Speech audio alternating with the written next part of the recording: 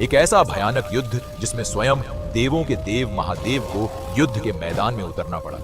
बर्फ से ढका हिमालय पर्वत शिव का चमचमाता धनुष बना और शेषनाग उस धनुष की मजबूत डोरी बने। आखिर ऐसी क्या नौबत आ गई थी कि पूरी सृष्टि की शक्ति ब्रह्मा, विष्णु और स्वयं महादेव को एक साथ युद्ध के मैदान में उतरना पड़ा।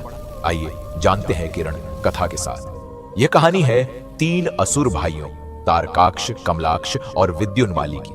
तीनों भाई ब्रह्मा जी को प्रसन्न करने के लिए तपस्या करने लगे। उनकी तपस्या इतनी कठोर और प्रचंड थी कि ब्रह्मा जी प्रसन्न होकर तीनों भाइयों को वरदान मांगने को कहते हैं।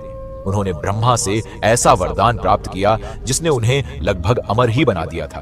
तीनों असुर बोले, हे ब्रह्मदेव, हमें 3 हवा में उड़ने वाले महल चाहिए। ये तीनों महल सोने, चांदी और लोहे के बने हों, जो हमेशा अलग अलग दिशाओं में घूमते रहे। हम तीनों भाइयों का संहार तभी हो सके जब हजारों सालों में एक बार सिर्फ एक क्षण के लिए ये महल सीधी रेखा में आए और कोई योद्धा केवल ही बाण से तीनों महलों को नष्ट करे। मनचाहा वरदान पाने के बाद इन असुरों का आतंक इतना प्रचंड हो गया कि स्वयं महादेव ने उनसे युद्ध करने की तैयारी की। यह कोई साधारण युद्ध नहीं था। इस युद्ध में संपूर्ण पृथ्वी एक दिव्य रथ बनी। सूर्य और चंद्र देव को उस रथ के पहिए बनाकर चारों वेदों को रथ के घोड़ों का रूप दिया। साक्षात ब्रह्मा जी इस रथ के सारथी बने, जिसमें भगवान शिव विराजमान थे।